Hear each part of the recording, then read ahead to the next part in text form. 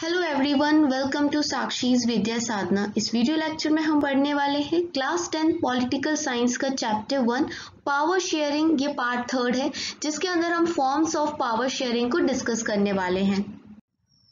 Forms of power sharing, तो ये जो आइडिया था पावर शेयरिंग का, ये एक ऑपोजिशन में आया था कि जो पॉलिटिकल पावर होती है उसे अनडिवाइडेड रहना चाहिए। ठीक है, बहुत समय तक लोगों का ये मानना था कि सरकार की जो सारी पावर है वो एक ही हाथ में यानी एक ही इंस्टीट्यूशन या पर्सन के पास होनी चाहिए। ठीक है, ऐसा माना जाता था कि अगर पावर को डिवाइड कर दिया जाएगा, बहुत सारे लोगों में बांट दिया जाएगा, तो इजीली क्विक डिसीजंस नहीं ले पाएंगे क्योंकि अलग अलग लोग हैं, उनके अलग अलग निर्णय हुआ करेंगे तो टाइम लग जाया करेगा।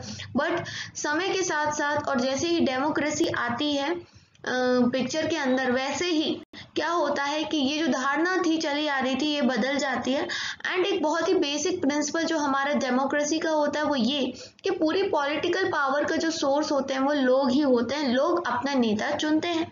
डेमोक्रेसी में क्या होता है, पीपल ही रूल करते हैं खुद को अपने इंस्टीट्यूशन के द्वारा, सेल्फ गवर्नमेंट के द्वारा। और एक अच्छी डेमोक्रेटिक सरकार के अंदर क्या होता है कि जो रिस्पेक्ट होती है वो हर डाइवर्स ग्रुप को दी जाती है, डाइवर्सिटी को दी जाती है, हर माइनॉरिटी को दी जाती है, और हर इंसान की अपनी आवाज़ होती है, उसके ओपिनियन होते हैं, और वो सारे ओपिनियन पब्लिक पॉलिसी को बनाते वक्त ध्यान में रखना होता है एक अच्छी डेमोक्रेसी के अंदर। ठीक है, so therefore it follows that in a democracy political power should be distributed among as many citizens as possible। तो पॉलिटिकल जो हमारी ये पॉलिटिकल हम बात करें अगर राजनीति की, डेमोक्रेसी के अंदर ये देखना चाहिए कि ज़्यादा से ज़्यादा लोगों के पास, हम अपने नागरिकों के पास पावर को डिस्ट्रीब्यूट कर सके, पावर पहुंचा सके। और मॉडर्न डेमोक्रेसीज में क्या हो रहा है कि ये जो पावर शेयरिंग का अरेंजमेंट आया है इसमें अलग अलग तरह के फॉर्म आ चुके हैं, उनको मैं एक एक करके डिस्कस करूंगी। उससे पहले मैं आपको एक कार्टून के बारे में बताना चाहती हूँ जो अभी इससे पहले की स्लाइड में हमने देखा था। वो कार्टून आपको क्या बताना चाह रहा है वो हम देख लेते हैं। देखिए इस कार्टून के अंदर क्या दिखाया जा रहा है, तो लोग हैं और वो घोड़ा चला रहे हैं ना, एक टांगा टाइप का है, और इस घोड़े के ऊपर लिखा है डेमोक्रेसी, यानी डेमोक्रेसी नाम की सरकार को चला रहे हैं दो लोग। यहाँ पुतिन लिखा हुआ है या बुश लिखा हुआ है, तो ये कौन है, इनका पूरा नाम क्या है, व्लादिमीर पुतिन, ये रशिया के प्रेसिडेंट हैं। और ये जॉर्ज डब्ल्यू बुश, ये कहाँ के प्रेसिडेंट हैं, तो ये यूएस के प्रेसिडेंट हैं। ठीक है, तो क्या बोल रहे हैं, देखो व्लादिमीर क्या बोल रहा है, we got a keep the rain tight, ये बोल रहा है रशिया के प्रेसिडेंट। तो यहाँ क्या हो रहा है कि 2005 में कुछ ऐसे लॉज पास करे गए थे रशिया में जहां पर ज्यादा पावर प्रेसिडेंट के हाथ में दे दी गई थी, और उसी समय पे यूएस के प्रेसिडेंट जॉर्ज डब्ल्यू बुश भी रशिया के अंदर गए हैं। तो यहाँ पर पुतिन बोल रहा है कि हमें ज्यादा से ज्यादा पावर को अपने हाथ में लेना होगा। यानी कि देखो वैसे डेमोक्रेसी में क्या होता है कि पावर डिवाइड रहती है, लेकिन यहाँ पर क्या हो रहा है कि पावर इन लोगों के पास ज्यादा है, किसी एक इंसान के पास ज्यादा है। क्वेश्चन पूछा क्या है कि what according to this cartoon is the relationship between democracy and concentration of power. क्या रिलेशन है डेमोक्रेसी और आप किसी एक जगह पे पावर को कंसंट्रेट करके रख दो। तो देखो यहाँ पर एक तरीके से ये ट्रू डेमोक्रेसी नहीं होगी, क्योंकि ट्रू डेमोक्रेसी के अंदर हम कंसंट्रेशन ऑफ पावर नहीं करते हैं। कार्टून आपको एक्सप्लेन कर रहा है कि कैसे यूएस और रशिया के प्रेसिडेंट ने अपने आप को ज्यादा पावर्स दे रखी हैं, कोई भी पॉलिसी या डिसीजन मेकिंग होगा तो इनके पास ज्यादा पावर्स रहेंगी। तो ये ठीक चीज नहीं होती है ट्रू डेमोक्रेसी के लिए। ठीक है, अगर आपसे पूछा जाता है दूसरा क्वेश्चन कि can you think of some other examples to illustrate the point being made here, कोई और एग्जांपल बता सकते हो कि रशिया और यूएस के अलावा। तो एक बार क्या हुआ था कि बांग्लादेश के अंदर शेख मुजीब उर रहमान ने यही काम किया था और बोल दिया था कि उनकी जो पार्टी है अवामी लीग, इसको वन पार्टी बना दिया था कि यही एक पार्टी रहेगी बांग्लादेश में। डेमोक्रेसी में ऐसा थोड़ा ना होता है कि एक ही पार्टी डोमिनेंट रहे और पावरफुल रहे। तो ऐसा काम किया था शेख मुजीब उर रहमान ने। ठीक है, सो पावर शेयरिंग हम कर सकते हैं। एक तरीका जो सबसे आसान है और पहला तरीका वो है कि हम डिफरेंट ऑर्गन्स को दे देंगे पावर। अब ये डिफरेंट ऑर्गन्स कौन कौन से हो सकते हैं, तो ये हो सकता है लेजिस्लेचर, एग्जीक्यूटिव और ज्यूडिशरी। अब देखो इस तरह की डिस्ट्रीब्यूशन को हॉरिजॉन्टल डिस्ट्रीब्यूशन कहा जा रहा है। अब इस बात को आपको समझना पड़ेगा, मैं आपको थोड़ा ड्रॉ करके समझाती हूँ। सपोज देखो हॉरिजॉन्टल क्या होता है, ऐसी लाइन, और वर्टिकल लाइन होती है ये वाली, V for vertical, and X से ये लाइन होगी हॉरिजॉन्टल। अब यहाँ बोला गया है कि ये जो लेजिस्लेचर, एग्जीक्यूटिव और जुडिशरी है ये हॉरिजॉन्टली है, क्योंकि देखो एक के एक बाजू में रखे हैं, इसलिए इनका जो लेवल है वो बराबर का है। अगर यहाँ होता जैसे लेजिस्लेचर, फिर यहाँ एग्जीक्यूटिव और फिर यहाँ जुडिशरी होता, तो हम बोल सकते थे कि लेजिस्लेचर सबसे ऊपर है, फिर उसके बाद एग्जीक्यूटिव और सबसे नीचे जुडिशरी आता है। लेकिन यहाँ पर ये हॉरिजॉन्टली है, यानी सबका जो लेवल है वो सेम लेवल है, एंड किसी के पास भी अनलिमिटेड पावर नहीं है। यानी कि आप ये नहीं कह सकते कि जुडिशरी पे ज्यादा पावर है कि एग्जीक्यूटिव पे ज्यादा पावर है, सबके पास लिमिट की पावर है। और ये एक दूसरे को चेक भी कर सकते हैं कि कोई दूसरा इंस्टीट्यूशन गलत तो नहीं कर सकता, एक दूसरे के ऊपर नजर भी रख सकते हैं। लास्ट ईयर हमने पढ़ा था कि डेमोक्रेसी के अंदर even though minister and government officials exercise power, they are responsible to the parliament और स्टेट असेंबलीज। हमने क्या पढ़ा था पिछले साल डेमोक्रेसी के अंदर, यानी 9th में, कि जो मिनिस्टर्स होते हैं या सरकारी कर्मचारी जो भी लोग हैं, ऑफिसर्स हैं, इनके पास पावर तो है, ठीक है, लेकिन ये भी रिस्पॉन्सिबल होते हैं संसद को और स्टेट के असेंबलीज को, ठीक है, राज्य की विधानसभा, विधान परिषद को जवाब देने के लिए। और साथ ही ये जजेस को अपॉइंट तो करते हैं, लेकिन अगर कोई एग्जीक्यूटिव कोई काम गलत कर रहा है तो वहाँ जो जुडिशरी है वो वहाँ उसको पनिशमेंट दे सकती है। तो एक तरीके से ये तीनों एक दूसरे के ऊपर नजर रखते हैं, चेक एंड बैलेंसेस रखते हैं, इसलिए हम इस अरेंजमेंट को, इस सिस्टम को चेक्स एंड बैलेंसेस भी कहते हैं। अब देखते हैं दूसरा तरीका, जहां पर पावर को शेयर किया जा रहा है 3 डिफरेंट लेवल के अंदर। जो ये दूसरा तरीका है कि डिफरेंट लेवल्स पे सरकार को हम डिवाइड करते हैं या पावर्स दे देते हैं सरकार को, ये तो ऐसी चीज है जो हम बचपन से सुनते भी आ रहे हैं और आप लोग भी जानते हो कि एक सरकार होती है जो पूरी कंट्री की होती है, इंटायर कंट्री की होती है, और एक होती है रीजनल लेवल पे या कह सकते हैं प्रोविंशियल लेवल पे। इंडिया में हम ठीक है, बात एक ही है, स्टेट बोल लो या फिर प्रोविंस बोल लो, पहले ब्रिटिश के टाइम में हम प्रोविंस वर्ड का यूज करते थे।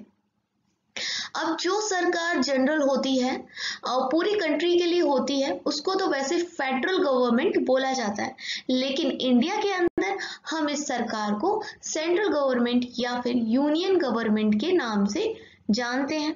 और जो सरकार प्रोविंशियल या स्टेट लेवल पे होती है, रीजनल लेवल पे होती है, उसे हम इंडिया में स्टेट गवर्नमेंट कहते हैं, कुछ कंट्रीज में प्रोविंशियल गवर्नमेंट भी कहते हैं, ठीक। और ये जो सिस्टम है ये सारी कंट्रीज फॉलो नहीं करती। यहाँ पर बहुत सारी कंट्रीज हैं जहाँ पर कोई भी प्रोविंशियल या स्टेट गवर्नमेंट नहीं होती है, ठीक है। यहाँ पर सिर्फ एक ही सरकार होती है जिसको हम फेडरल गवर्नमेंट बोलते हैं, यानी सिर्फ एक ही सरकार रहेगी पूरे देश में। But in those countries like ours, हमारे जैसी इंडिया जैसी कंट्री में यहाँ पर अलग लेवल्स होते हैं सरकार के, एंड कॉन्स्टिट्यूशन में क्लियरली ही लिखा हुआ है कि पावर्स को डिफरेंट लेवल पे हमें देना है, and this is what they did in Belgium. ऐसा ही तो बेल्जियम में किया था कि पावर्स को डिवाइड कर दिया था, अलग अलग लोगों को दे दिया गया था। और ये काम श्रीलंका में नहीं किया गया था। श्रीलंका में जो डोमिनेटिंग ग्रुप था, मेजोरिटी सिन्हाला स्पीकिंग ग्रुप था, उनके पास सारी पावर थी। और ये श्रीलंका वाले डिवीजन तरीके को हम बोलते हैं फेडरल डिवीजन ऑफ पावर। यही सेम जो प्रिंसिपल है इसको अलग अलग लेवल पे एक्सटेंड किया गया है, such as municipality and panchayat. आपने देखा है स्टेट के अंदर क्या होता है, म्यूनिसिपैलिटी होती है, पंचायत होती है, मतलब हमने और ज्यादा पावर्स को डिवाइड कर लिया. So let us call division of power involving higher and lower level of government vertical division of power. तो अब हम वर्टिकल डिवीजन भी देख लेंगे. We shall study these at some length in next chapter. Next chapter के अंदर मैं आपको वर्टिकल डिवीजन बताऊंगी, यानी सबसे ऊपर कौन, उससे नीचे, फिर उससे नीचे किस प्रकार से हमने अपनी पावर को डिवाइड कर रखा है. सो पावर शेयरिंग को हम लोग ग्रुप्स के आधार पे भी कर सकते हैं. कैसे ग्रुप, जो सोशल ग्रुप्स कहलाते हैं, जैसे धर्म के आधार पे या भाषा के आधार पे. कम्युनिटी गवर्नमेंट बनाई गई थी बेल्जियम में. अगर आपको याद हो, हमने पढ़ा था पार्ट 1 में, इस वीडियो में, इस चैप्टर के पार्ट 1 में ही पढ़ा था. बेल्जियम में कम्युनिटी गवर्नमेंट बनाई गई थी और बहुत ही अच्छा एग्जांपल इस अरेंजमेंट का. ठीक है, किस अरेंजमेंट का, कि पावर्स को हम डिफरेंट सोशल ग्रुप्स में भी डिवाइड कर सकते हैं. बहुत सारी कंट्रीज ऐसी हैं जहां पर कॉन्स्टिट्यूशनल और लीगल अरेंजमेंट्स होते हैं, whereby socially weaker sections and women were representative in legislature and administration. यहाँ पर जो माइनॉरिटीज होती हैं और वीक वर्ग के जो लोग हैं या औरतें हैं, इनको क्या किया जाता है, रिजर्वेशन दिया जाता है, कोटा दिया जाता है. इनकी रिजर्व सीट होती हैं संसद के अंदर, हमारे यहाँ भी होती हैं. लास्ट ईयर हमने क्या पढ़ा था, रिजर्व्ड कॉन्स्टिट्यूएंसीज के बारे में पढ़ा था, असेंबली में जो होती हैं या हमारी इंडिया की पार्लियामेंट में होती हैं, जो मैंने अभी आपको बताया. यह हम लास्ट ईयर पढ़ के भी आए हैं. एंड इसी टाइप के जो अरेंजमेंट को होता है, ये क्या करता है, स्पेस देता है सरकार के अंदर एंड एडमिनिस्ट्रेशन के अंदर कि वो डाइवर्स जो ग्रुप है, सोशल ग्रुप के लोगों को है, उनको भी ऐसा फील ना कराएं कि वो इस भारत के नहीं है या उस कंट्री के नहीं है. क्योंकि अगर वो माइनॉरिटी के लोग हैं, है ना, तो वो संख्या में कम होंगे, और अगर आप उनको पार्लियामेंट में भी जगह नहीं दोगे तो उनको ऐसा लगेगा, अजनबी सा फील होगा, उनको लगेगा ही नहीं कि हम इस देश के वासी हैं, इस देश के नागरिक हैं. इसलिए इंडिया में तो हमने क्या किया है, रिजर्वेशन दे रखा है माइनॉरिटीज को, है ना. आपने देखा है SC ST OBC सबका अपना अपना है. वुमेन्स, औरतों को बहुत टाइम से सप्रेस किया जा रहा था, इसलिए वो भी एक वीकर सेक्शन है हमारे यहाँ का, तो उनको भी सीट दी गई है. And this method is used to give minority communities a fair share in power. In Unit 2 we shall look at various ways of accommodating social diversities. Unit 2 में हम और social diversities को पढ़ेंगे. एक अरेंजमेंट और है पावर शेयरिंग का, वो है पॉलिटिकल पार्टीज का, प्रेशर ग्रुप का एंड अलग अलग मूवमेंट्स का. इनमें भी हम अब पावर को क्या कर सकते हैं, डिवाइड कर सकते हैं. डेमोक्रेसी के अंदर सिटीजन के पास इतनी फ्रीडम होनी चाहिए कि वो अपने कंटेंडर्स को चूज कर सके जिसको भी उसे पावर में लेके आना है. In contemporary democracies, this takes the form of competition among different parties. और इस सब की वजह से जो डेमोक्रेसीज होती है वहां पर कंपटीशन आता है, क्योंकि अलग अलग लोग अलग अलग लोगों को अपना कंटेंडर चुनते हैं. And such competition ensures that power does not remain in one hand. और इसी वजह से हम जानते हैं कि हर बार कभी बीजेपी, कभी कांग्रेस, कभी कोई. हमें पता है कि जरूरी नहीं है कि हर बार एक ही की सत्ता होगी, एक ही पार्टी पावर में होगी. अलग अलग पार्टीज के हाथों में पावर आती है, किसी एक पार्टी के हाथ में पावर नहीं रहती है. And in the long run power share भी होती है डिफरेंट पॉलिटिकल पार्टीज में, जिनकी अपनी डिफरेंट आइडियोलॉजीज होती हैं एंड सोशल ग्रुप्स होते हैं. कई बार इस प्रकार की जो शेयरिंग होती है वो डायरेक्ट भी होती है ना, और कई बार इनडायरेक्ट भी होती है. डायरेक्ट कैसे होती है, जब 2 और 2 से ज्यादा पार्टीज एक अलायंस करके इलेक्शन कॉन्टेस्ट कर ले, जिसको हम कोalition गवर्नमेंट कहते हैं, गठबंधन की सरकार कहते हैं. And if their alliance is elected, वो गठबंधन बना लेते हैं और अपनी पावर को शेयर करते हैं. In a democracy will find interest groups such as those of traders, businessman, industrialist, farmers and industrialist worker. कुछ इंटरेस्ट ग्रुप भी होते हैं, जैसे व्यापारी वर्ग का अपना हो गया, इंडस्ट्री वालों का अलग हो गया. अब आपने देखा था जब ये फार्मर्स प्रोटेस्ट कर रहे थे, तो यहाँ पर फार्मर्स के भी कुछ लोग नेता टाइप के हैं, ठीक है, इनका अपना अलग ग्रुप है. So they also have a share in government power, either through participation in governmental committees or bringing influence on the decision making process. जैसा अभी आपने देखा कि एक जो फार्म बिल्स पास करे गए हैं उनको हटाने के लिए किस प्रकार से जो आंदोलन किया गया था किसानों के द्वारा, तो उनका अपने नेता लीडर सब मिल मिला के आंदोलन कर रहे थे, तो इन्फ्लुएंस तो डालते ही है सरकार की जो भी पॉलिसीज होती है उनके ऊपर। सो यूनिट थर्ड के अंदर हम लोग क्या करेंगे, जो वर्किंग होती है पॉलिटिकल पार्टीज की, प्रेशर ग्रुप्स की और सोशल मूवमेंट्स की, उसे देखेंगे। सो इसी के साथ हमारा ये चैप्टर यहाँ खत्म होता है। और अगर आप मेरी इस बात को सुन रहे हैं, इसका मतलब आप लास्ट तक मेरी इस वीडियो को देखे हैं, तो उसके लिए थैंक्स एंड शेयर कर दीजिएगा, लाइक ज़रूर करिएगा। एंड जो भी आपको लगता है कि मैं कुछ सुधार कर सकती हूँ तो कमेंट में अपने व्यूज़ मुझे ज़रूर बताइएगा। Thanks for watching Sakshi's Vidya Sadhana.